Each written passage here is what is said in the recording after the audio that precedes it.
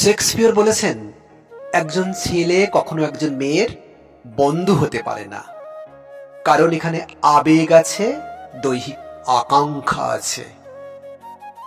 Irish কবি Oscar Wilde বলেছেন, নারী ও পুরুষের মাঝে কেবল বন্ধুত্বের সম্পর্ক থাকা অসম্ভব।